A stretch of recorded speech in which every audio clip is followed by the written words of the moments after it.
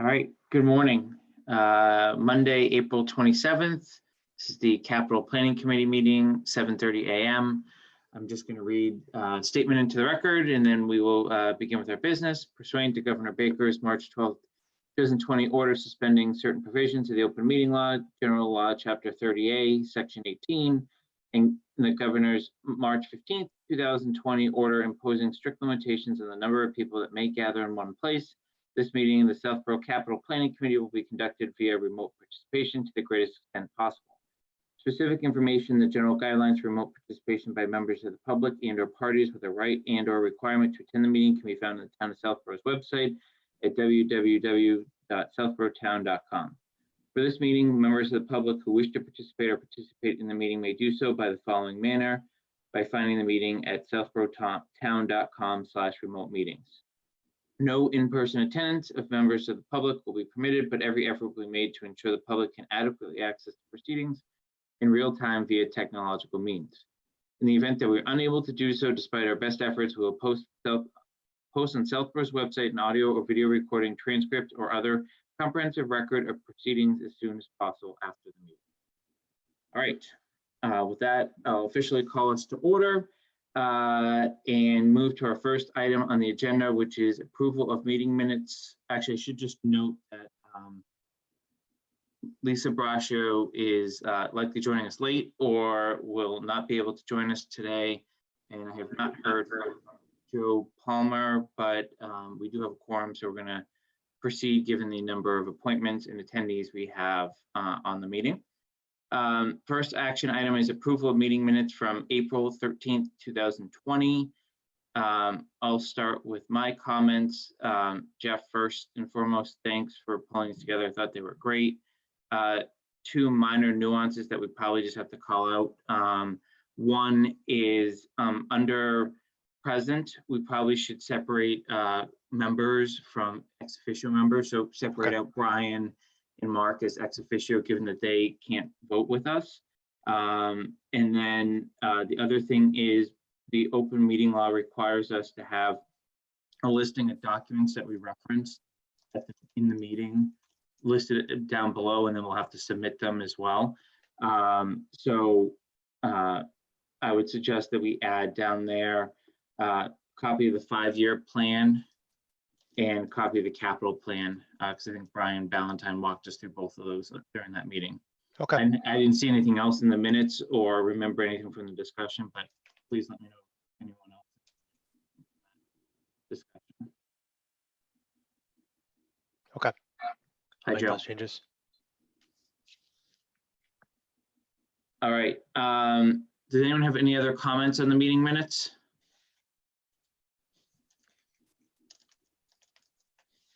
All right, with that, I'll make a motion that we approve them with those two edits. Is there a second? Second. Seconded by Andrew. Any further discussion? Roll call vote. Malinowski, aye. Bath, aye. Cook, aye. Cook, aye. Palmer, aye. All right, that Actually, passes. Jason, can I change, now that Joe's here, you've got a quorum without me. I wasn't there, so I was not going to vote, but you wouldn't have had a quorum without me. So Okay. I'm going to abstain. Okay, so we'll have 4 in favor, no objections, 1 abstention. All right, very quickly, as all of you know, there were documents that were sent out in advance of the meeting, and we'll continue to do that. I have worked with Brian and Mark over the last 2 weeks to refine how we break out the capital plan. I think there'll be further refinements once they get their software in place and as this committee gets rolling. But I thought it was going to be completely unwieldy for us to work through their entire spreadsheet as we had certain departments and commissions come in front of us. So what we've done, and Brian has been very amenable and very responsive as well. We've broken the capital plan out by department now. So it kind of has the same look and feel, but then we've kind of helped to summarize in terms of where the funding source is going to be coming from as well. That'll obviously be very important as we move forward. We've also uploaded documents that will help for next week's meeting. As a reminder, next week is really around public safety. So there were additional details around the ambulance fund.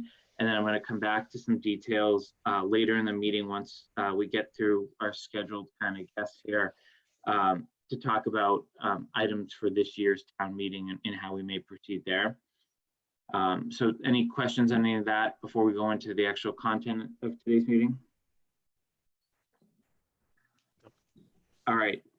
So the way we're going to, as we go into item 4 on our agenda, we have 3 departments and some of their boards and committees that support them or have interest in those with us today.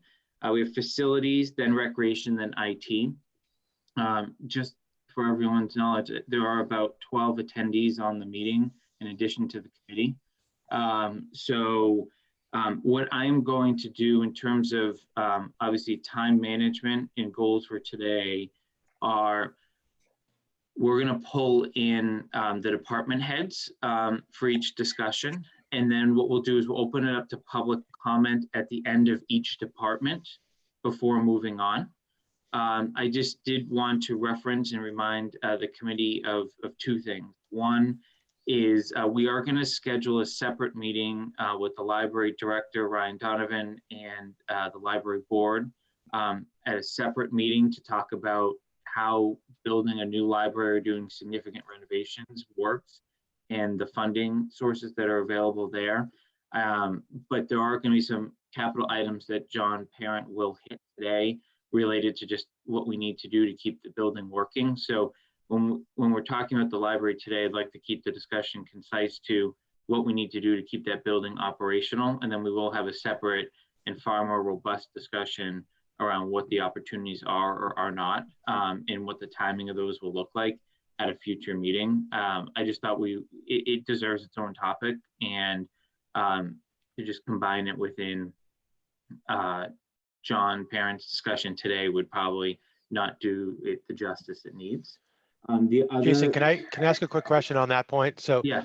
in the context of what those costs are to keep the current building up and running, what we've seen, it's like, and we can get into the details with John, but it's like $13 million. And curious if we can get an idea at least for today and what that would be versus completely going away with the building and constructing a new one. Because it So we'll have John hit that. That's a good Okay. question for John, and then Ryan can give any previews he wants, but I'm going to try to keep that Yeah. conversation. Okay. for today. And then the other thing is on Corderville Hall. I have had discussions with Bill Harrington, who's the chair of the Council on Aging. And again, there are some large capital needs in the very short term there that have been presented. There was a lot of discussion around them with BOS and advisory back in the fall. So what I have promised Bill is, while some of those may be discussed today, there'll be a much broader conversation of what the seniors are looking for, so that we can take that into account to the bigger picture of what we're looking to do as a committee, as opposed to just relying on kind of current infrastructure, et cetera. So that's kind of the 2 boundaries I just wanted to set for today in terms of the discussion. I will try to keep it moving along as best we can. And this is just, again, a first of many probably with some of these department heads as we start to come through go through our plan, with a primary purpose of understanding what they have put in the plan so that we can then start to massage that and bring it together going forward. That make sense? Makes sense. And Jason, just to clarify, the school capital things like the new roofs, that would be in like the school budget, not facilities, right? That's correct. Okay. And for an Well, be update on, careful, be careful. It's not in the school budget. It's going to be, it's going to be on the town side of it. It won't be in facilities, but it is going to be on the town side. The school, years ago, the town used to take care of all the school capital, including technology, et cetera. Then they decided they wanted to do that. So for the last, say, 10 years, they have taken care of pretty much everything inside their budget, the one big budget that we look at, and don't look at line items. But obviously they can't take care of things like roofs, the fin boiler replacement that's on the list for this year. So it's still going to be, Andrew, on our capital. It Yeah. just won't be part of facilities, you're right, but it's not going to Correct. be inside their budget. Yeah, but just when we review it, or review it under the bucket of school versus bucket of facilities. Yes, yes. And Greg and team will come before us. I'm still waiting to hear back from them on when they'll be ready, given what they're dealing with remote learning. But they are willing to come before us, and that will be part of the conversation.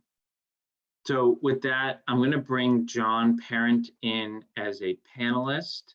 And then what I'd ask is any other participant or attendee, if you have questions as we go through a budget, just kind of hit the raise hand function, and I will certainly allow for public participation before we move on, from these conversations. So with that, John, welcome.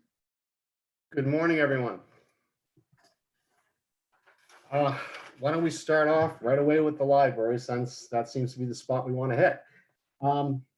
In the next year, we have scheduled out up at the library replacement of the boiler. The boiler currently in use was constructed in 1988. So needless to say, it has well surpassed its useful life expectancy. This is one of those situations where we've already pushed this off a year or two, and I'm getting to the point I'm uncomfortable pushing it down the road anymore. If we do it preemptively, you're always going to end up in a better financial situation than if we're in the middle of the winter and the boiler decides to die on you. Last minute boiler repairs tend to be very expensive and very tricky. And they also come along with the possibility of causing damage. Also, we have the EMS system slated down for replacement. As you may or may not be aware, last year we replaced the air conditioning unit up on the roof. And the EMS system basically controls both heating and air conditioning and timing systems within the building. The current EMS is extremely outdated. It is what is called a pneumatic system. For anyone who's not overly mechanically inclined, it means it operates on air pressure. So you have a massive air compressor inside the boiler room right now that if you've been in the children's room, you can hear running continuously. Unfortunately, it's become white noise to many people working there, but the installation of this EMS system would remove the pneumatics and provide electronically controlled components to the system, which is what you would expect to see in the 21st century. These two items are pretty much necessities up on that building at this point. Again, we don't want to keep pushing this stuff down the road and having it fail. Next year, we have carpeting and painting scheduled up at the library. This was pushed out a year or two back as well for budgetary purposes.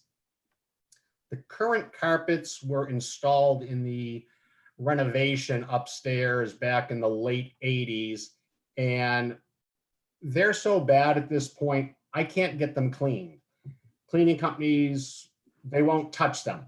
They're already buckling a little bit because as carpets get old, the glue ages, it starts to release a little bit, so no one wants to take the chance on working with it. So needless to say, this is another item we're going to need to address, within the next year or so.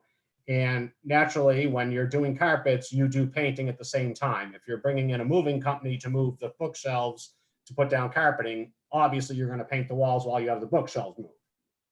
Let's see what we had after that was security cameras are down for the year after that. The library director, Ryan Donovan, had requested some security cameras, so I added them into the capital budget for fiscal 23. Given today's day and age and the atmosphere we live in, it's not a bad idea to put some cameras around that building. We have a lot of public coming and going, and a lot of children up at the library, so extra security is not a bad thing. So I feel it is worthy to be on the budget. And the last item for the library over the next 10 years would be in fiscal 26. And that is replacement of the windows in the new section of the building. Now, again, as there are going to be larger talks as to what's going to happen with the library building, including the possibility of potentially constructing a new library, this is one you may want to look at closer as the time approaches. If you are in the situation where you may want to build something the next 4 or 5 years. This may be something we can work with. But outside of that, there's been a lot of work done at the library over the last few years, and these remaining items will put them in pretty good shape up there. Any questions on library? Hey, John, it's Kathy. Hi, Kathy. Hi there. Did we decide to move both the boiler and the EMS to the fall town meeting? If we move them to the fall, the problem we would run into is that I could not realistically get a boiler installed before the winter. So we Those are- didn't move them, or we did, and now we're moving them back. To my knowledge, they were never moved to the fall. Yeah, Those- Kathy, they're still on the sheet that Brian and Mark gave us and were uploaded for the committee last week as a That's spring what item. it looks like. I'm looking at it, Jason, but I thought we'd move those to the fall. That's the question. And then the interior stuff is next year, fiscal year 22. The floor, the painting, et cetera, the 115. Yes, painting and carpets fiscal 22. John, I don't know if this is you or Ryan or, but just can you speak to just the overall building, what the requirements would be is if down the road in a hypothetical situation, we did go towards a new library, you know, in terms of what has to stay on that site and what has to maintain, and maybe even just an outline of what the town agreed to with that CPC article last year. So I think that's important just for us to have as backdrop moving forward. I don't want to speak out of turn, but to my understanding, the front facade of the building must remain as it appears. And there was some documentation as to when the land was granted, I believe, as to use of the land being a library. But Mr. Donovan would be able to better clarify that for certainty. And what they're calling a library, I don't believe was defined thoroughly in the document, but just says library. So, I mean, I'm sure there's some workability in that document. Got it. Ryan has his hand up. Ryan, I've moved you to a panelist, so why don't you just chime right in there? I think John wanted me to chime in, so I hope that's okay. No, Good go call, ahead. Ryan. So the CPC, the document John's referring to was the original deed of the building, which we had to look up as part of the CPC project. None of the sort of preservation restriction that was proposed in the building, it has anything to do with anything interior to the library. It's only the exterior facade, and it's only on the front part of the building that was originally built in 1911, 1912. So everything that's behind, sort of the back end of the building, that was the renovation completed in '89. The restriction does not cover that. So that could be hypothetically completely redone from scratch, if that was something that we wanted to consider.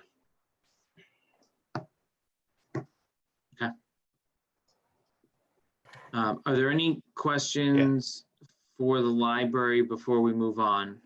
Yeah, John, Jeff, you want- can you just speak to the last line in our capital plan, the library building renovation and remodeling for 12 million? Is that the new building, or is that something different? That would be the new building. Okay. That is not a number I have put forward, so that must be a placeholder from finance, I'm assuming. Okay. All right, so that's That a number different is a lot discussion. bigger than it used to be, Ryan.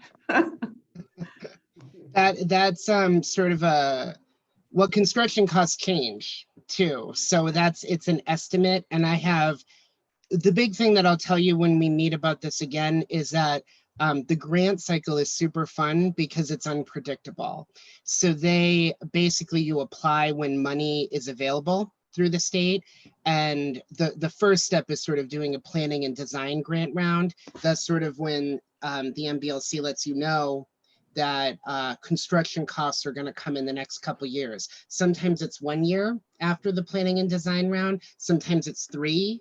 So I know, Jeffrey, you had asked, like, what's the time frame for this? You know, Kathy and I think 2 other advisory members, we talked about this what was it, 3 or 4 years ago? And I said, maybe in 3 or 4 years, and no grant cycle has opened up. A lot of the libraries that apply for the money get waitlisted depending on priority of how bad their building is. So is the building fully operational to the public? If the answer is no, those sort of get the money first. So we probably wouldn't be right away, depending on who applies. So again, so many question marks around this. We put it at the end of the capital plan because we don't think it's going to open up I didn't think it was going to open up in the next 10 years going into this year.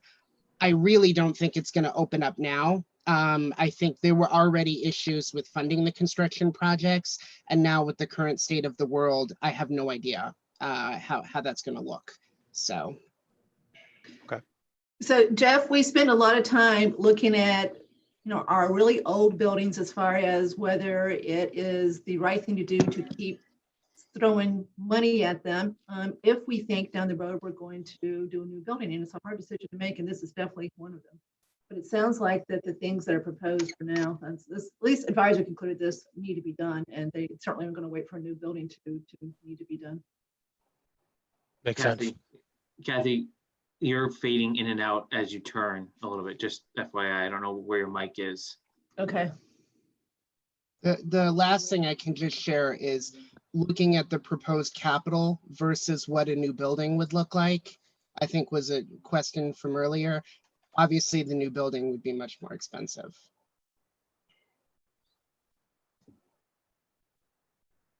Okay. Anything else on the library before I'm gonna have John go up to the townhouse next in terms of buildings? What was the 125K for 2024 new building engineering or something? The design funds is my guess. Yeah. To actually come up with the plans that would be needed to actually go to town meeting, and get full funding. That's correct. I'm assuming those would need to be pushed out at this point if there's no grant cycle opening, or? That is also correct. I mean, that's 2024, so we hopefully it's opening by then. Fingers It may not crossed. be. Okay, go with the library.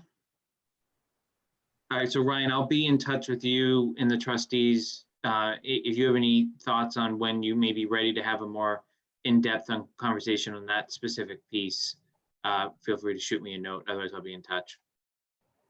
Thank you for your time this morning. Thank you. Thanks, Ryan.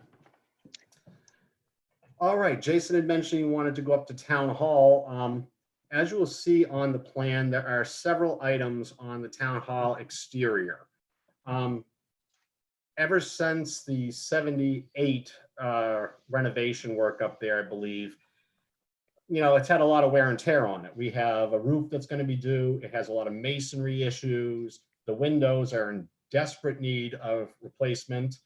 Rather than trying to keep this on the capital plan as it is, I think it may be a good idea at this point to bring in a historic engineer / architect like they did up at the library. Let's have them look at the whole exterior package. We can put something together and see if it might be something we can put through as a CPC project. Because if we can bundle the whole thing, it might be a cleaner way to do it. We might be able to save some money on economy of scale and go from there. Because unfortunately, where I have HVAC work on the interior of the town hall I would like to do down the road, part of that is going with VRF systems, which would get rid of a lot of the air handlers and down in the basement that are antiquated. They've already been rebuilt once. But in order to do that, I really need functioning windows. The goal up at town hall would be to allow for window openings so we can turn off systems throughout the year to hopefully save a ton of money. The way we currently operate, we're running air handlers whenever we're open. This gets to be a costly endeavor after a while. I mean, take a perfectly beautiful spring day, we're running machinery rather than opening windows. So needless to say, it's time to look at a different avenue when it comes to town hall. And I think, having this looked at from an engineer / architect, having them put something together for us, I think it's a prudent path to take at this point. John, do you have any idea of what that is? And just so as we think through current year capital, because I know you currently have the windows slated for discussion in the fall, but obviously this all wraps together. What is that sort of timeline and potential cost to get, I think you used the word term of historic engineer involved? Timeline, we could probably get something together by fall meeting. If not, it would not be the end of the universe if we move the windows out a year in order to do this properly. I would rather make sure that this is handled in the proper way than in a rushed way. There's a lot of work and we want to make sure it's done correctly up there. Dollar-wise, I'm thinking total on that, we'd probably be in the range of $15,000-$20,000 for architect and engineer. What did they charge at the library, the firm that did it for the library? I don't have that dollar figure in front of me, Kathy, but I'm sure we could get that for you. I think it was a lot more, but you'd also have to have the funding for this too, and that's not on. That's not in your the budget right issue. now. We're going to need funding for this. Right. Kathy, just from what we've learned, the upfront on stuff like this is usually pretty cheap. Like even if you kind of look back at public safety, cheap in the grand scheme of what the ultimate projects cost, right? Because they're obviously trying to get their foot in the door as part of the broader work. But if we think this is a way to go, we ought to try to get it into maybe the first town meeting budget, or get it into the budget so that, and then get approved for the first one to get them going. And Mark, this is where you can correct me if I'm wrong, but my understanding is that there is some sort of account already in place that has engineering funds that this committee would have the ability to access, that already has been funded through prior town meetings. Is that correct? Yeah, that's correct. There's an existing article. We usually try to keep it around 25,000. I believe there's just about $20,000 in there right now. And the other thing we could propose to do is the 35 that is proposed for transfer station study. Advisory wanted that changed to capital, to this committee, and it didn't happen, but we could still do that too. That gives another 35 too. So I don't disagree with that, Kathy. In fact, Brian Ballantyne and I are working with the departments now to bring in some revised budget numbers based on the last selectmen's meeting, which includes shifting around some capital, doing a couple of things. And I think that's actually something that we would be recommending to make that switch. Good. Andrew? Mark, do we have a list of what the balances are for the CPA funds in the different buckets? Brian does. So- I've got him too, Andrew. I can send him to you. All right, thanks. Yeah, Kathy, why don't you send them to me and I'll just upload them so the whole committee has it. Of course, sorry, Jason. Yes, I will. I'm used to Andrew and advisory. Also, Andrew Pfaff has done some research and found many towns, and I think it's many, that use CPA money to do windows. So we do think it's plausible to take a look at it as far as the funding source. Yeah, no, I think it's perfectly acceptable to do it. I think the issue has been, historical materials versus historically accurate. And that's been the argument with CPC over whether this is something that, could be done with CPC funds, because it is going to be excessively expensive to do it, with historic materials, and much more reasonable, still expensive, but much more reasonable to make it historically accurate. And so John has had those discussions with CPC in the past, and they haven't borne as much fruit as we'd like to, which is why they were looking at another angle. But I really do think that we should, try to take another shot with CPC before this is looked at for general fund. So Yeah, Mark, the night that Andrew Mills was at one of the board of selectmen meetings, I talked to him about this, and he seemed to, I talked to Freddie too, they were both there, and they both seemed to maybe have changed their tune a little bit on this. So I think that they're receptive to looking at this. So maybe we look at it both ways. non-historic, historic, and see what the difference in cost is. Yeah, I mean, and in my research on the CPA database, I did find, and John, I don't remember what the name of the windows were that you mentioned, but I found a restoration that used the CPA funds for the exact window models that we were looking to use. Right. I've looked at these in the past, and I actually called Boston years ago when this first started, and you can use CPA funding, but it's not as simple as you can just use it because you want to use it. It's like there has to be how old the windows, what's the viability of saving the windows. And again, they're not going to want you just to throw in like an aluminum window, to Mr. Purple's point.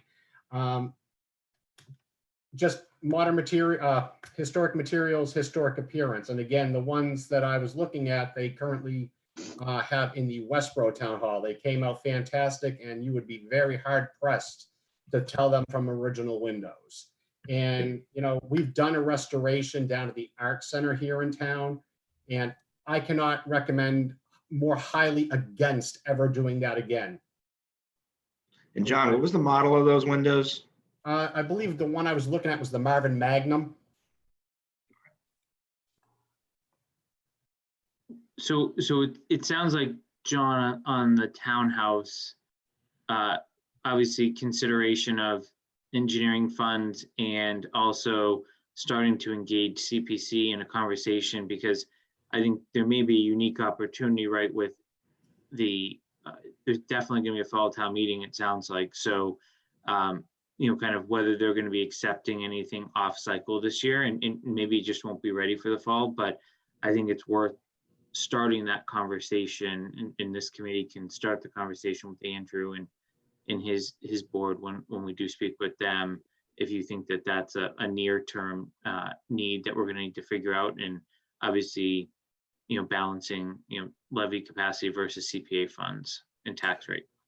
I think the reason I would call it near term is because, unfortunately, especially when you're dealing with masonry work and sandstone work, anything like that, when it starts to, you know, for lack of a better term, fail from age, the longer you wait, the more costly it is going to be to repair.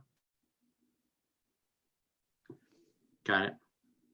Hey, Mark Purple, have you heard any discussion of all the permutations we talked about with respect to what could happen if we ended up reducing the number of schools? I haven't heard anyone say that the townhouse gets changed. Have you? I mean, the townhouse is going to be there for a long, long time. Do we agree with that? Yeah, I don't see any way that the townhouse is not there. I've always considered that is going to be the one building that's the constant, Kathy, whether it's used in its current form, whether it's used strictly for meetings or as a repository, it's always going to be in our inventory.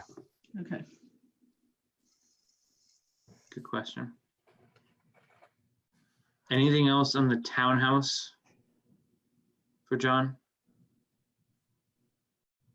John, maybe I'll quickly, public safety building and golf clubhouse, obviously, given that those just received extensive capital, you obviously aren't showing much of anything there other than public safety 8 to 10 years down the road with generator and floor coverings. Anything else you want to note about those buildings we need to be thinking about going forward? Or is that it? The only, yeah, again, where we're at a 10-year capital plan and it's new. With today's technology, sometimes you only get 10 years out of boilers. Depends on the boiler. Depends on the amount of heavy use it gets. It's not like your old 1970s boilers that are still in your houses. So we may be looking at adding those to this as we go out another year or two. But for the most part, I knock on wood, I don't see anything that would be like sticking out like massively saying, hey, here I am. I think the uniqueness of a 24-hour operation obviously is different as well. Exactly. It gets used hard. It does. And Jason, one other thing, I don't know if we want to look into it, but I have seen CPC funds used for generators for historic buildings like the townhouse, kind of protect the building in case of emergency. So I don't know if we want to talk when we talk to Mr. Mills, talk about that as well. Yeah, no, I think Jeff should bring that up. That one was met with a little more skepticism. I think we only found one, right, Andrew? Yeah, there's very few, but it's one of those, hey, if they are willing to support it and, or the town's willing to support it, might be a different avenue of funding. I think the, to Kathy and Andrew's point, I think that the issue is not whether or not you can do it with CPC or CPA funds. It's whether CPC is actually willing to do that. You know, there are some, you know, the regulations regarding CPA usage are kind of broad. They have made some specificities, you know, based on some issues in the past, like a turf field, but it is something that, you know, if CPC committee is willing to be a little bit bold on some of these things, like a generator isn't something you'd normally, you know, you kind of got to round the corners to make that work. But if CPC is willing to do it, then, you know, it is something that could be moved forward. But in my time here, at least, CPC has been a little bit more conservative in their approach. So it's a worthy discussion, but, you know, we'll need to change the perception, I think, if we want to move forward in that direction, especially with a generator. Well, they weren't very conservative with the proposal this year for the church. Well, I said historically, and we haven't gotten to that one yet, so. All right, shall we move to Corderville Hall, John? If you can walk us kind of through what's in there now and what the discussions have been. Currently, Corderville Hall is home to the senior center, the building department, the Board of Health, and the facilities departments. So far, everything seems to function very harmoniously in this building with the departments that are in here. There has been a request from the senior center to extend a new addition onto the front of the building. We've done the engineering and such on it, and additional bathrooms off the back of the building. Needless to say, given the financial restraints right now that everyone's going through, I believe we need to look at this right now to determine whether or not this would be the best time to move forward with such a project.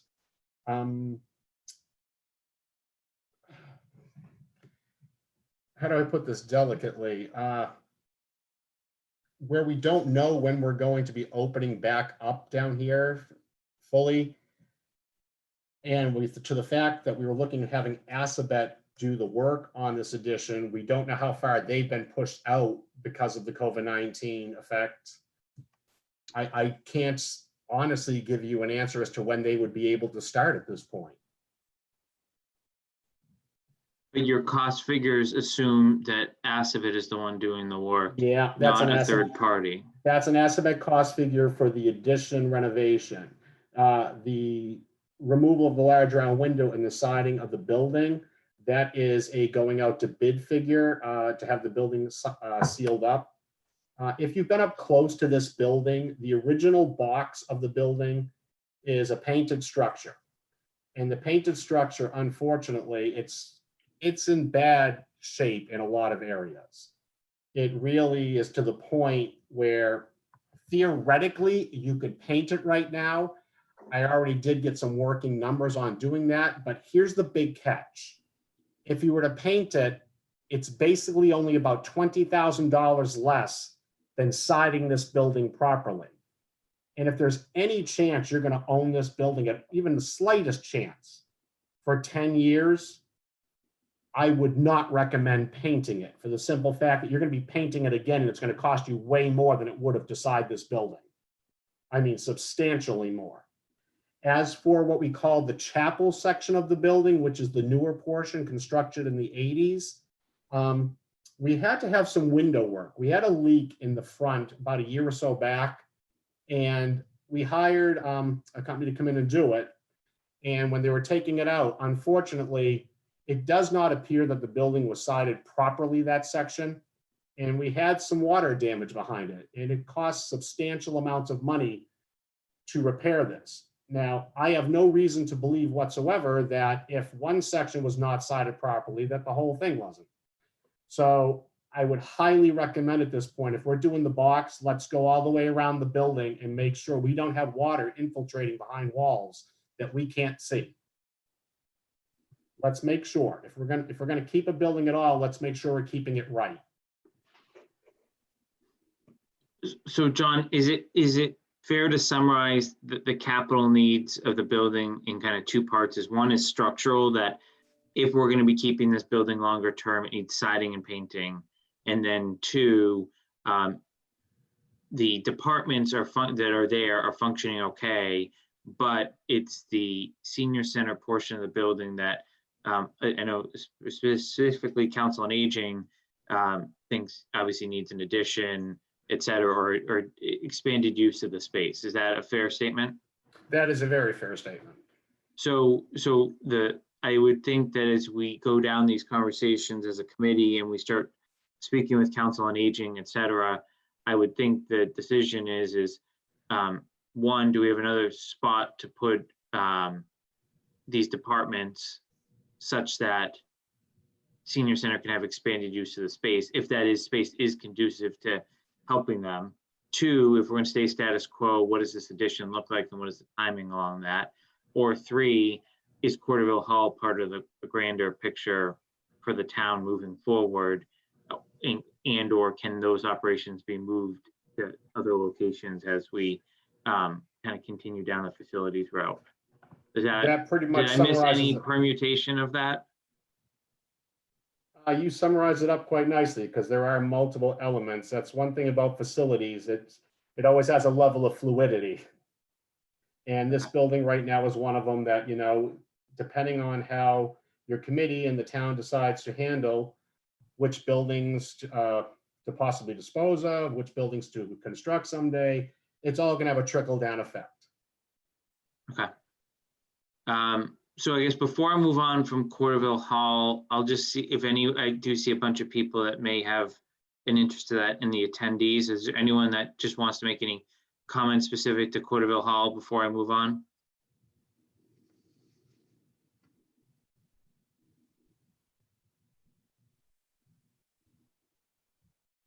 Not seeing any hands.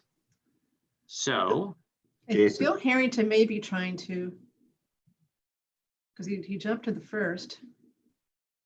yeah, I think it's alphabetical based on what I'm looking at.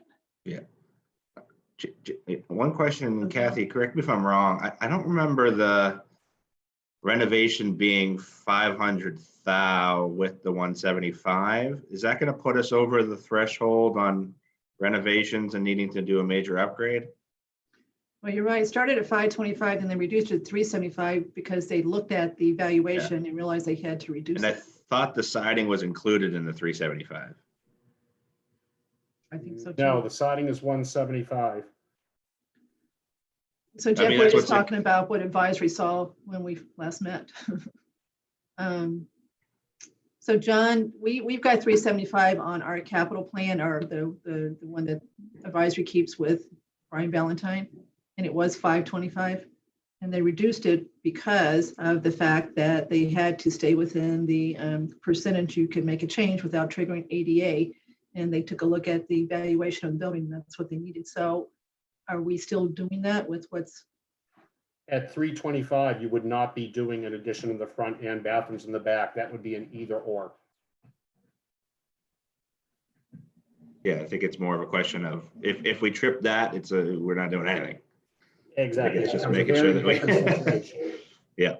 Okay. So maybe we just need to double check that number and make sure we're not going to trip anything. In John, your understanding is that the greatest need is bathrooms in the current situation. Is that correct? I would absolutely say restroom would be the greater need. Okay. That would be my personal opinion. So There's no doubt they need bathrooms. yeah. So I think what I would propose on Corderville is one of the topics we're going to be talking about next week, other than public safety, is just what's in front of the voters for potential spring, potential fall, as Mark and Brian work through kind of the various permutations to respond to the BOS. So I will make Bill aware of that discussion and ask him, if he wants to advocate in any which direction during that conversation, because I do see us potentially taking a vote and a recommendation to the BOS on staging for at least spring and fall of this year while we continue to do our work, just to make sure they have their understanding of where we stand at least. But I don't understand why we're talking about it for either spring or fall, since we know the last time we talked, we were pretty far down Assabet's list, and they weren't going to be able to start, definitely not in fiscal year 21. It was going to be fiscal year 22, and now it may even be later. Why are we trying to put this on? I thought we had decided, Bill Harrington agreed that we could move it to the next year. It's currently on the fall. There's Bill. Go ahead, Bill. Bill, your line is open. Let me just unmute you. There you go. Go ahead, Bill. The reason we wanted to get it this year is right now, Assabet, their next project is scheduled to be a Northborough project for a year. So we would be in the queue after them to get our project done. The reason we wanted to get the money ahead was just on the off case that maybe Northborough decided to move their project out of line, then we would have the funds to jump in and get our project underway. So it was a case of having the funds available when and if Assabet might be available sooner rather than the next year.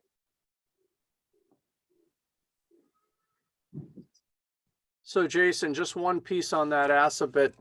So when this whole pandemic started and everything shut down and the schools stopped sending out, Assabet's, pulled all their people back. There's a lot of projects they left unfinished. There's some work at the clubhouse that they still need to come back out and finish. And I'm sure there's other projects out there that they need to do. I think that's going to push their schedules out even further, and if they don't come back right away in the fall, they miss another potential construction season. That's going to push everything out even further for Assabet. So I'm not sure earlier is realistic at this point. So I think, Bill, when we're looking, we're going to be talking specific to 2020 capital next week. I think it'd be helpful if you're available, if you can join us, because, I think, there may be things that we can maybe do to at least help with the bathroom situation and, help think through what capital could be undertaken while we wait to hear from Assabet in terms of what their scheduling looks like. And then, I don't know, Mark, if this is you or John, but instead of us hypothesizing of how far out they may be pushed, is it possible to get anything definitive from them of there's no way we'll be ready for Southborough until 21 or 22 at the earliest? I think that all depends on when they get back in school, Jason, and when, never mind when they get back in school, when are they then allowed to go outside of the school again? I'm assuming, I guess I'm saying best case scenario, like if they go back in the fall and we were back to the good old times, which we all know is not going to be the case, right? But like just a best case scenario, where are they at? Like what did they lose with this spring, I guess is my question. So I would think they could do that too, Jason, do two schedules, one optimistic, one fall. What does that do for you? And then if fall doesn't work, when the next time is that you get to start again, what does it look like then? Yeah, I can reach out to Assabet, but if I was taking bets in that, I would say that things are going to be pushed out a year. Bill, does that plan work for you to at least try to advance what we can, given the unknowns with Assabet? Sure. We all understand the situation, and we're going to have to live with whatever they can put together for us. Yeah.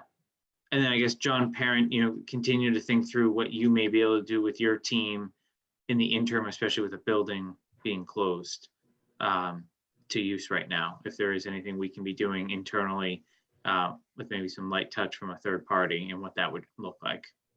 All right, sounds good. All right, Bill, I'm gonna send you back to attendee, and then I'm gonna move. Anything else in Corderville? No, okay.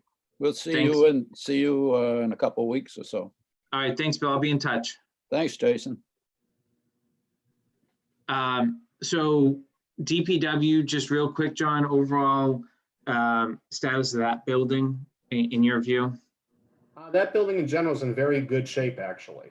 Well-constructed building. The only thing I have on here that's major right now is, again, garage doors. Just because of the age of them, they do need to start being replaced. It gets costly when you're fixing them left and right because components are breaking. So we got it in incremental sections to go around the building and finish them up. The roof ceiling, as of right now, from what I can tell, we're going to be able to seal coat this roof rather than replace it right away. There are some great new products out there. I believe they're 20-year warranties. They come out, they spray on.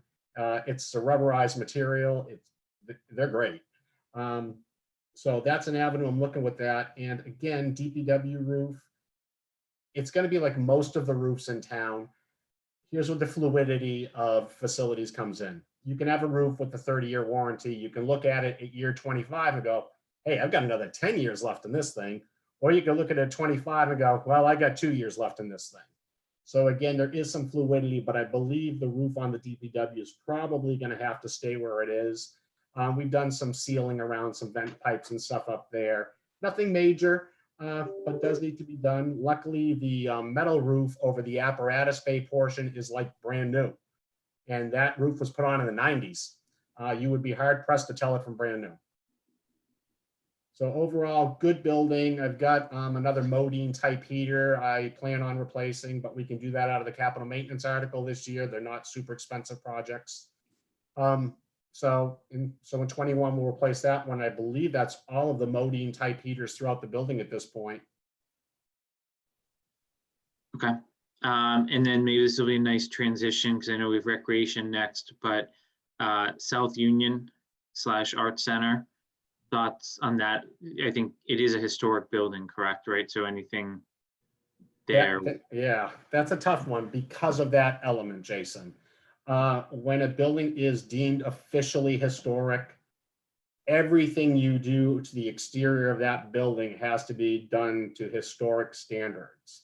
CPC will pay to renovate / restore a building, but they do not pay for the maintenance of the building. As you can see, there are some pretty big items on the capital plan in regard to that building. The only thing I see here that may be possibly able to go through CPC would be the rebuilding of the chimneys, because I do not believe they did those when they did the building. So that may be a historic project, but as for the roof and exterior painting and touch-up work, that's all stuff that would have to be carried through regular operating budgets. And capital budget, sorry. The building itself, it's an old school building. And I'm assuming, you know, half of us went to buildings very similar to that when we were children. It is not conducive to flow. It serves the purpose, is the best I'm going to give it for what we have in it right now. We have recreation and we have youth and family services. And this leads us to the question, you know, is this one of the buildings we look at as potentially releasing from the inventory? Could we find homes for youth and family service and recreation that would meet their needs? The building itself, it's got good bones, but it's not ideal for what the town needs, I guess, is the best and kindest way to put it. It needs a lot of capital in the next 5 years, let's It say. absolutely does, yeah. Well, not Yeah. only that, it's very, you know, it's not completely occupied by any stretch of the imagination. No, at this point, it actually is, Kathy. Totally? Oh, yeah, all the space, because the upstairs is a big gymnasium, so rec uses that for programs, and there's a training room up there that both rec and youth and family service use. Youth and family, when you walk in the building, they have the whole right side of the building, and rec has the whole left. It's fully occupied at this point. But I would think what we want to do as far as, again, permutations on this one is certainly look at selling the building, trying to rehouse the two departments appropriately. Even if we don't go from 4 to 3 schools, the schools do have, in some cases, some extra room. I've talked to a couple developers in town, and they said that it's absolutely developable into a set of nice condos. They're worried about the ground being dirty. But there definitely is interest in someone acquiring that one, and maybe we actually getting some money out of it. Yeah, no, I'm 100% with you, Kathy, on what the path forward is there. I think we obviously need schools to engage to understand what sort of occupancy they're at. And whether it's 4 to 3 or whether it's just extra space at the schools potentially too. Any other questions for John on South Union? It sounds like that's not going to be the last conversation we have about it. All right, seeing none, any other questions for John in general before I flip Tim in here to speak to recreation?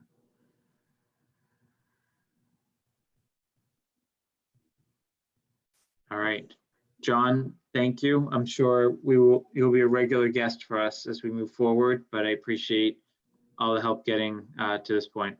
No problem at all. Thanks, everyone. Have a great day. Bye-bye. Thank you. All right, Tim, I'm moving you into panelist.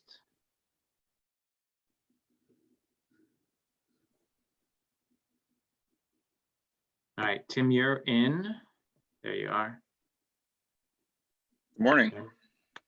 Tim, do you want to just maybe introduce yourselves, given you're relatively new to the community, and maybe your background before we go into kind of your actual capital? Yeah, sure. So Tim Davis, Recreation Director. Been here since last July, so quickly approaching a year. Been quite a year, if I may say, especially what's going on now. Background-wise, I came from the town of Stoughton. I was assistant director there and director there after that for about 4 years total. And then I was for the town of Brookline prior to that for about 3.5 years. So kind of jumping around Metro West and landed out here. But yeah, I came in last July, kind of the height of the summer. And we really hit the ground running from there, just kind of reworking the programs, looking, one of the biggest things we did, conveniently with this conversation is look at our building. Worked on that when it came to building use and just grew out the use of what we had, grew out the use of the spaces outdoor as well, and continued with capital projects that we had already funded with outdoor projects. And like I said, things that have been funded recently and over the last couple of years. So just been super busy ever since I got here.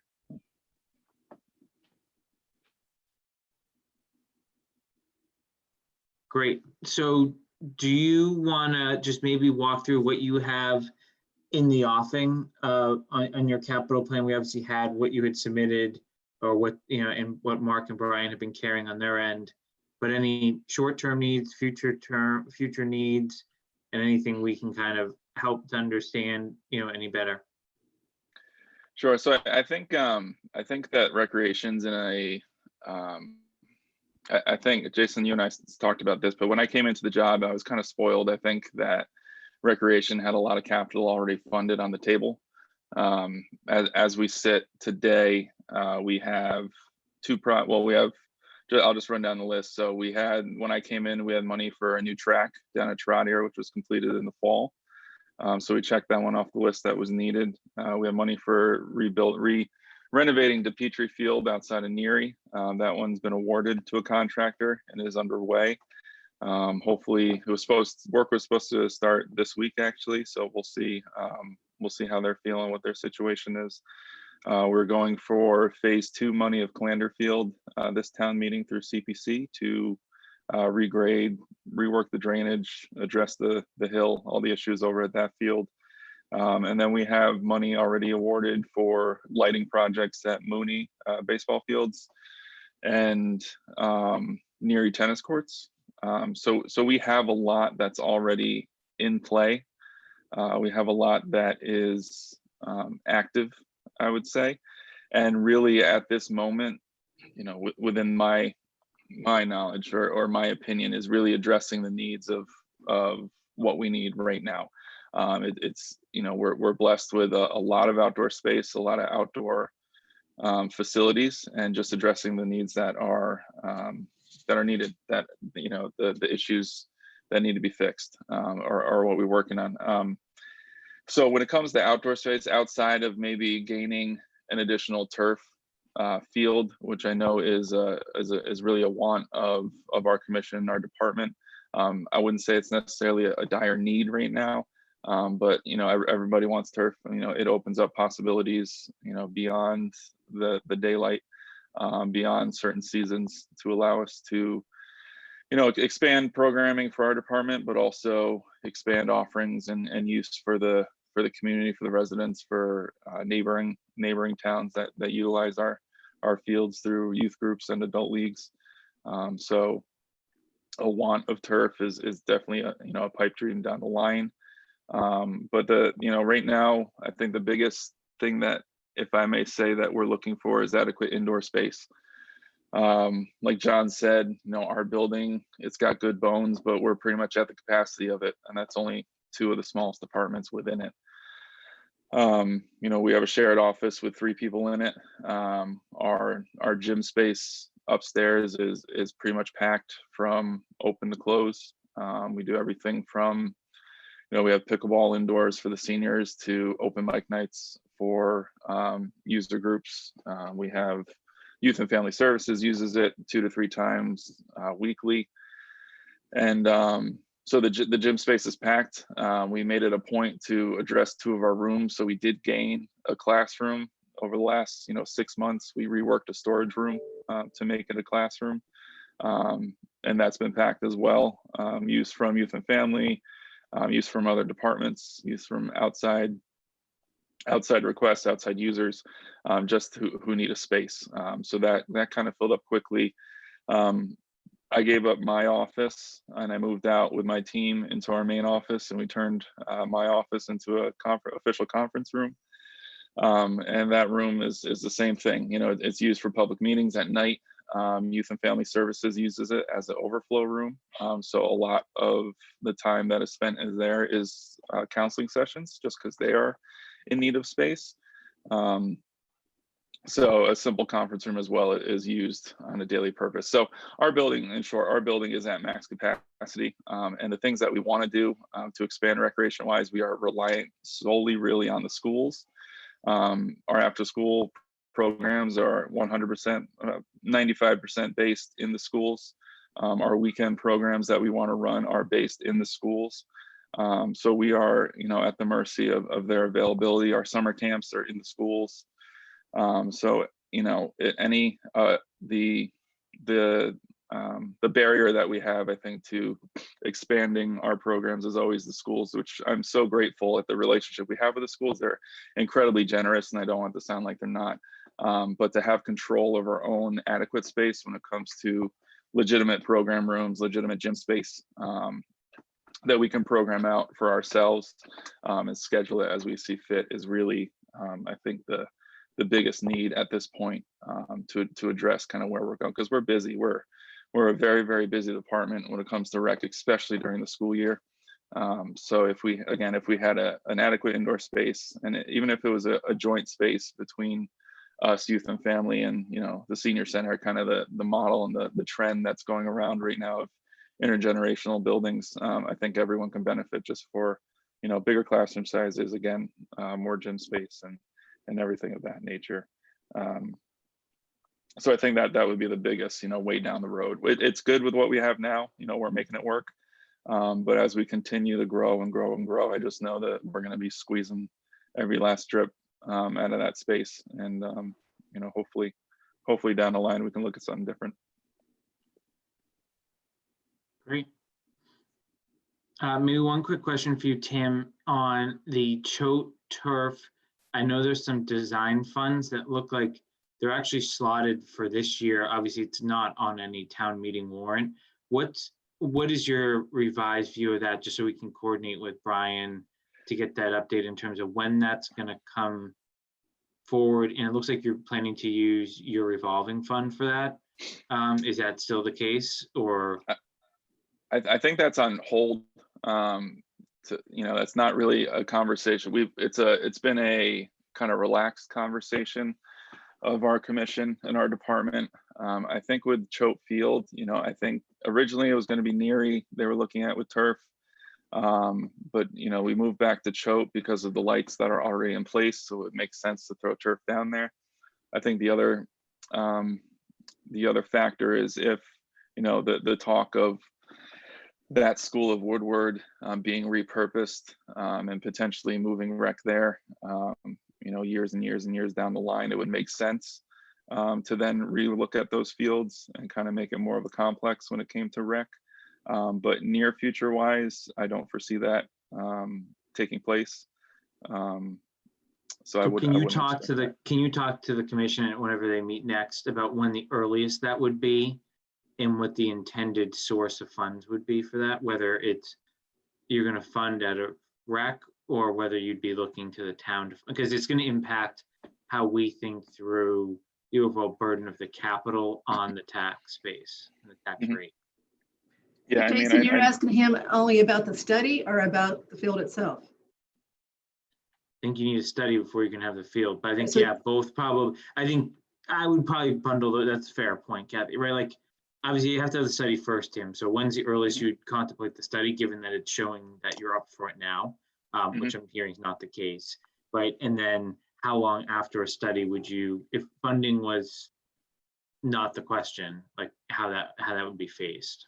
Okay. Yeah, we have a commission meeting on Wednesday, so I can definitely Okay. bring it up then. That'd be So, So great. report Tim, back. right now for fiscal year 21, the only thing that's capital like that's going through the revolving fund is the overrun on DePietri. No, that's not through revolving. DePietri's already fund. DePietri was capital, I think, a year or two ago, and that was finally awarded. I understand, but I thought it was $50,000 over budget. No, I apologize. So we went out to bid for a third time. I gave it another stab, and we actually came in under what we had in the pot. So we're all good with that. We don't need to ask for any more. Well, that's good news. 10 years ago, when we were contemplating the public safety building, advisory did a study where we interviewed every single department because we wanted to make sure that each department didn't feel like their buildings were going to get cannibalized by the new building. And so we asked each department what their wish list was as far as their building goes. It was big stuff, not equipment, but more buildings. And so Bill and Doreen came together, and that night they clearly wanted a combined community center. Call it what you want to, but I'm going to call it no community center. So they really wanted something that kind of everybody could use. And then as time went on, that changed. Rec did not want a combined community center. They wanted their own facilities. So for a time, they had their own building in their capital budget. Now I think they've come back. I think Bill Harrington has told advisory that he would like to also see the community center back on the table. So can you confirm with the current rec commission whether that's what they would like to have if they got their wish list? Because it's been confusing as to whether they want one building, a separate building, or no building, new building. Yeah, and I think I may be able to provide the answer is that we would want a combined one. Where we're at now is we work so closely on a weekly basis with youth and family, and with the library, and especially with the senior center, not only using their space but also working together to put out programs. It would only make sense that we were all combined. So I will bring that up, but my guess is that we would be leaning towards a kind of a joint community center. At least that's what I would want if I could speak my opinion. So.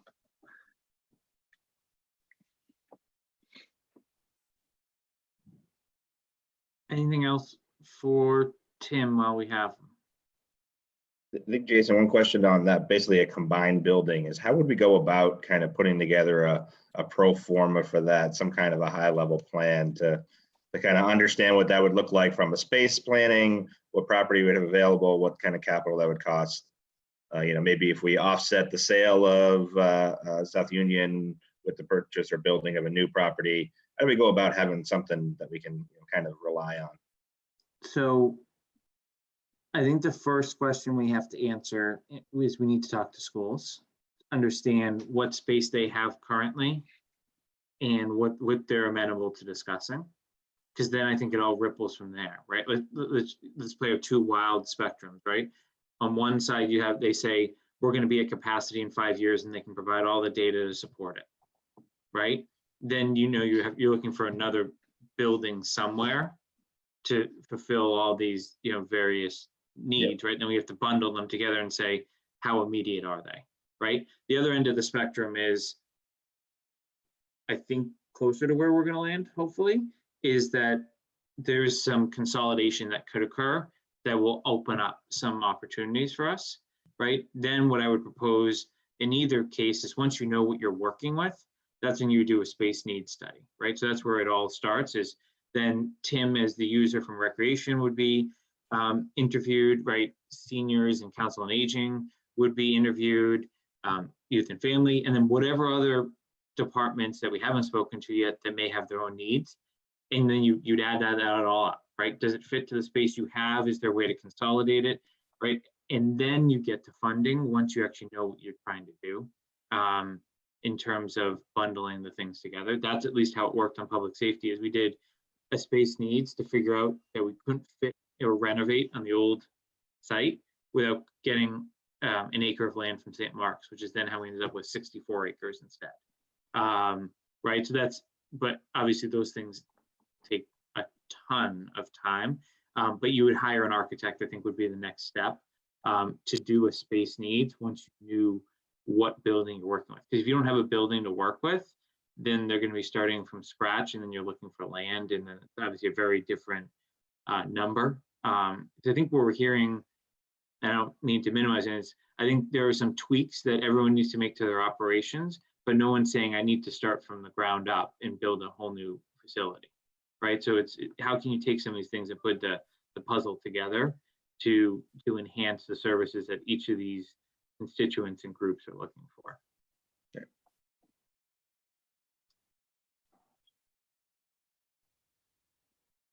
Anything else for recreation? Any public comment on recreation?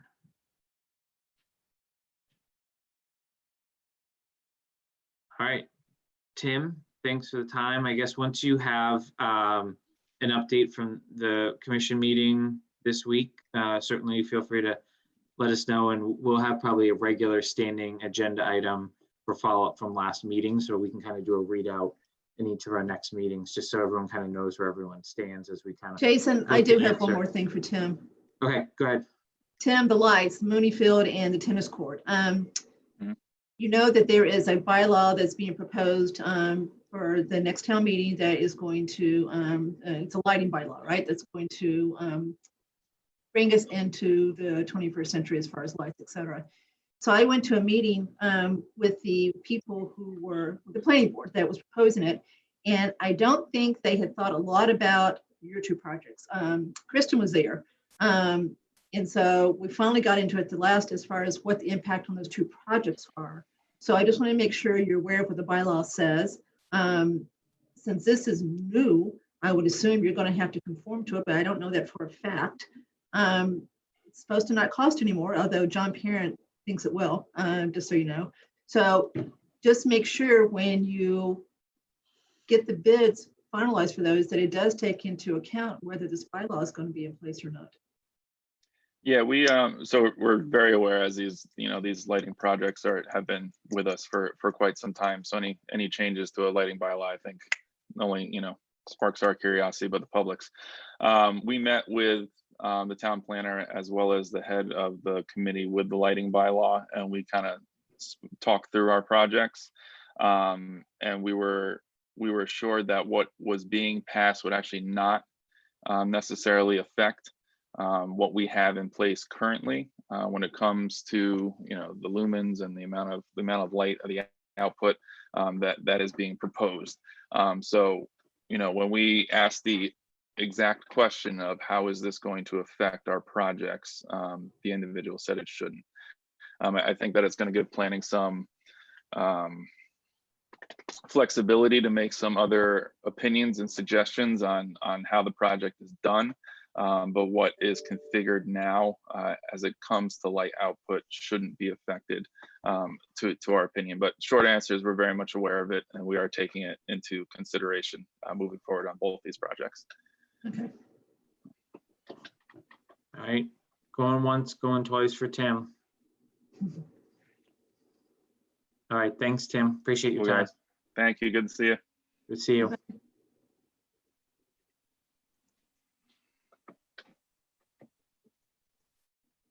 All right, Tom, you're up. And conveniently, you're already on. Yes, I am. So I guess Tom had already submitted a memo to the committee with his two items. So I just wanted to, I guess, Tom, I don't know if you feel need to talk to him anymore, if there's anything that's missing from there, or you want the committee to jump right into questions. That depends. If you've had a chance to review them, we can go right into questions. I've taken the position in my cycles through advisory of preparing as much information as possible ahead of time so that questions can be as on point as they can be, and to make use of good time here. But I'm certainly willing to go through it if you prefer. Yes, does anyone have any questions for Tom based on what he submitted? I think my only question is, Tom, I think it's great for all the write-up. Is there anything else in your wish list that isn't in there? Sometimes I feel like you're super conservative and, you deserve, whatever resources you need. But So- is there anything you're missing that it's the only other thing that I've seen in other communities, including the one I live in and used to work for, is there's always a debate on replacements on the replacement plan, whether a workstation should be a capital item or if it's operational, and I'm open either way. I know there's always the question also of should we lease equipment as opposed to own it? And that too comes into a question of operational cost versus outlay, initial outlay. So in my research, I have not seen any true benefit to leasing equipment as opposed to owning it. All I've seen it do is add to the operational cost. It's an ongoing monthly or annual cost for equipment as opposed to one outlay and then X number of years down the road having to plan for that outlay again. So, and the other thing I will mention, and I think I put it in the write-up, is 2 years out, what technology is going to look like for the town. It is a big question. We do continue to move some stuff to cloud services or rethinking how we're doing things. So this is just an initial write-up for 2 years from now. I've always been asked for a 5-10 year plan, and I almost have to laugh at that because technology changes so quickly. And in government, we are a little bit behind the curve, so we're not, responding to those changes as quickly. But yeah, so this is really what I see going forward right now. So Tom, you might want to clarify for the people on this committee that are fairly new to the town finances that currently you do run the replacement equipment through your operating budget. Correct. That is correct. And I'll, speaking to when Tom outfitted the entire public safety building and everything was new. We decided just put all new infrastructure in there. Even when you started to look at kind of, Tom went down to the penny on a lot of things and came before the committee. We ended up just giving him a budget that he didn't spend all of, which we were very thankful for. But I think my view, having been through that exercise, is I would have thought the capital committee should have been weighing in on a lot of the IT items moving forward, but I don't think that that's where the best use of our time is. Just looking at, certain things like laptops and copiers and stuff, they have certain life expectancy. And I think, as long as Tom is at the helm, I think we're in very good hands of someone that understands and spends the money like it was his and not someone else's. But I would think that, if there are any big items that come up, Tom, or new technology that starts to infiltrate its way into municipal government, right? Like I just even thinking through some of the platforms you're now using for whether it be this meeting or others, right, that are going to be ongoing expenses. Now, I know that's not necessarily a capital item, but things that would require capital or infrastructure, obviously, my view is if you let us know, right, I think we're going to understand that you're not supposed to have, it wasn't on the capital plan for 10 years, so we're not going to let it go on. I think we'd be penny wise and pound foolish on the technology side, right? Like versus vehicles, apparatus, buildings. If it's not on the plan and someone's not articulating it, well, you should have known 10 years from now, you may need something big on your building, sort of thing. So I think technology, I think we have to look at with a different lens than we look at everything else. Yeah, I think now that you mentioned it, the one thing that may come of all of this is re-outfitting some of our meeting spaces, you know, to allow for virtual meetings, or even if it's not a true virtual meeting, if it's just having greater reach to the public to be able to participate virtually to meetings. And that may be something that the selectmen and advisory put some real stock behind, you know, getting the opening the doors, if you will, to allowing for greater participation of the public. Tom, question for you on Yes. the network wiring, Yes. 2023. Is that actual hard wiring of the building, or is it? Yeah, so that is to the workstation. So all the workstations, save a few that have been rewired as offices are moved. That's all Cat5 cabling. I can't speak to when it was done, but yes, that would be the plan, is to do hardwire. We do still need it for our phones. I know Okay. that we're going to move more and more to laptops, so wireless infrastructure in that building will come along with that. But I don't foresee a time that we will go completely wireless. In the Okay, I buildings. wasn't sure if it was on there for, maybe it's more secure, or maybe there's some other reasoning why.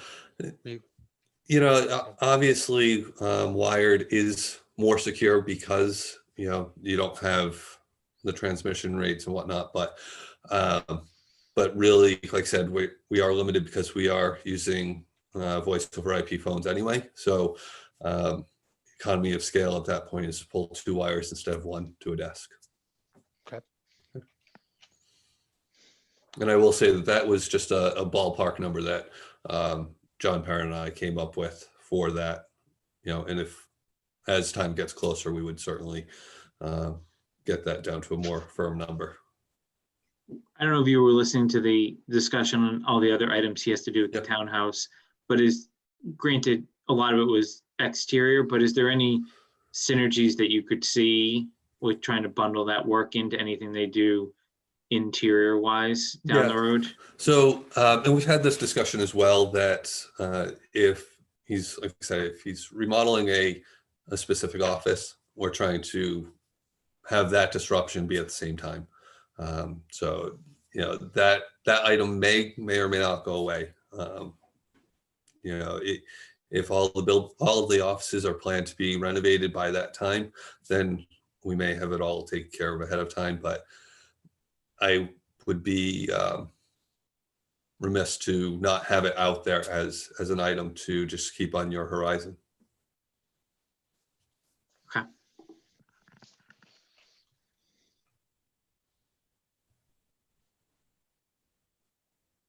Any other questions for Tom? All right, so on the only thing that's not in Tom's that will come up next week is going to be the public safety radio infrastructure. But I think in talking to Chief Paulus last week on a separate topic, I think they actually have a good plan coming there. So Tom, I don't know if you're with us next week or not, but I think it's the only other IT thing that I can think of Yeah. that's in someone else's budget, right? Yeah, I'll certainly be around. I may even be the one running the meeting again, because Okay. These 7:30s are tough to ask anyone else to do. So, Who else can do it besides you? so Vanessa Hale, Melissa Danza, and Sarah Hoker from planning have all been trained to do it. So two of them are actually running meetings tonight for me, because I didn't want to be on the clock for over 12 hours. Good. I guess it's a good thing we didn't meet tonight then. Yeah. That's what you're saying. Yes. All right. Any other questions for Tom? All right. Thanks, Tom. Appreciate it. No All right. Update a meeting schedule with other departments. So next week we are confirmed, same time. Chief Paulus it was a very small capital budget. Then we'll go into the radios because that intersects both departments. And then Chief Achilles is a much larger capital budget, as anyone that's looked at it. His tab has been reordered to kind of break some of the pieces out.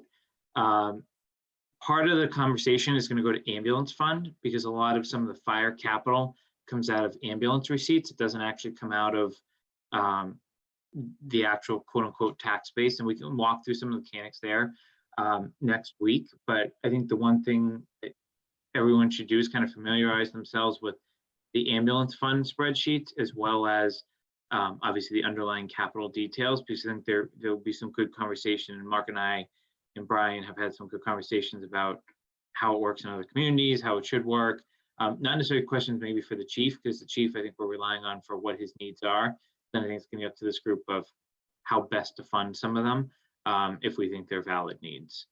The other thing we're going to do next week is we're going to look at that spring versus fall capital list and see if the committee wants to make any sort of motion or recommendation to BOS. It's not in our purview, but I think given where things are at, if we have a strong view on something, I don't think it's outside of the realm of our charge to weigh in, so that we're not saddled with something or a decision that we're going to regret, a year from now. Either we do something that we shouldn't have done because we weren't thinking through kind of where this plan is headed, or vice versa, we push something off too much and end up paying twice as much for it because we're penny wise, pound foolish, so to say. So I think that's where we're headed for next week's discussion. DPW is ready for us. I was hesitant to just schedule her for the following Monday, just out of respect for everyone's calendar. So I am looking for some guidance on when you would like to talk to Karen. She has obviously a very long plan, given what she oversees, and I think it will probably be potentially a well-attended conversation given the topic of transfer station and the pending capital needs that are required there. So I don't know if anyone has any strong views if we want to stick to Mondays. I know we've had the discussion already of morning versus evening, but just wanted to kind of get a general sense of where people were at and when they wanted to meet after the 4th, so I could get Karen hopefully slotted in for that.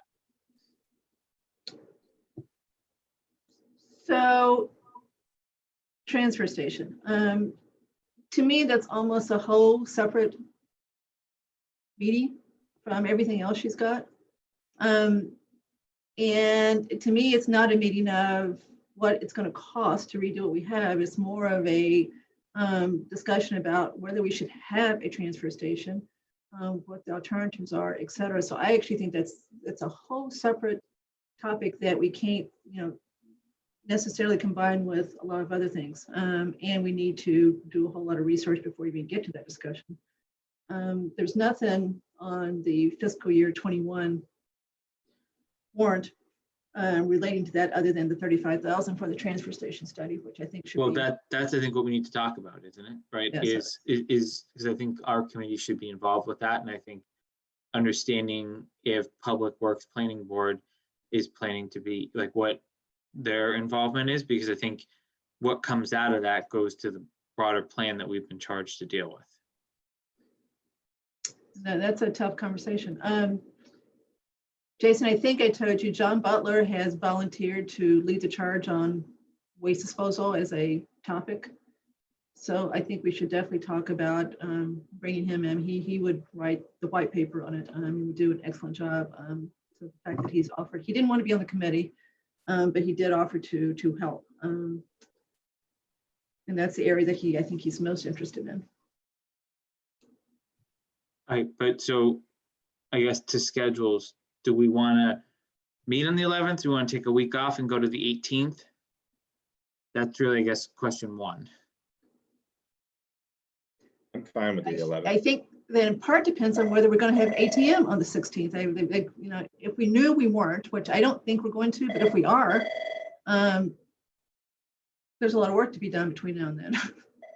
Not necessarily this committee, but other committees too. Advisory's got to do some work. So I just wish that if we would find that out like in the next day or so, then maybe that will lead you to whether you need to. So do you want to do the 11th? And then if town meeting is going to stay on the 16th, we'll push it out. I'm not sure you would push it. I think you would need it because we're going to have to decide what's going to be, at least this committee needs to decide what we think should be on the first ATM warrant as far as capital stuff. So I think you're going to need the meeting. Well, I'm hopeful we can get through that on the next week, given what's on the spring docket, but let's just plan in the 11th and go from there. Yeah. And make a decision after next week's meeting. That's right. So put it on there. Then if you want to push it, you push it. Okay. Now to everyone's favorite question, morning or evening? That's fine for me. Don't care, either way. Is it, So now I'm letting you say first before I say. I'm indifferent, so. So Andrew, are you really wedded to the morning? This is as hard for me on Mondays because I have an 8:30 standing meeting. But I would do it. If everybody wanted to do it, I would do it. I'd figure it out until life comes back to normal. So I don't want to be the naysayer here. I don't get, to your point, I don't get backed up into other meetings, so that's the only reason why evening was better for me. All right, so maybe I'll do that one in the evening, but I'll do like 7:30 so we don't run into bedtimes for some of us. Our own personal bedtimes or? I wish, right? Yeah. All right, so let's plan the 11th at 7:30 p.m. Pending confirmation and seeing where town meeting goes. So the 4th is still going to be at 7:30 a.m. A.m. And then yes. the next one is 7:30 p.m. Okay. Correct.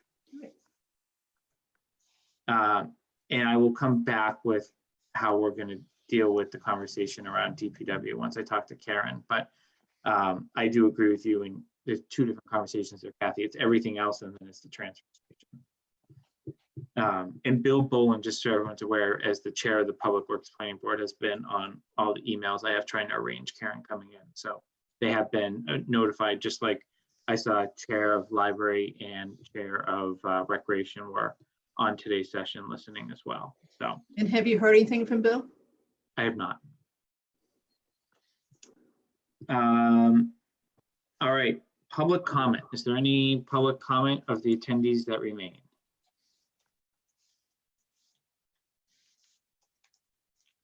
I'm seeing no hands raised. So is there any other business that anyone wants to conduct today? All right, I will make a motion to adjourn. Is there a second? Second. Seconded. All those in favor, roll call. Malinowski, aye. Cook, aye. Homer, aye. Our guy. All right, we're adjourned. Have a good week, everyone. Thank you. Bye-bye, everybody. Thank Bye. you.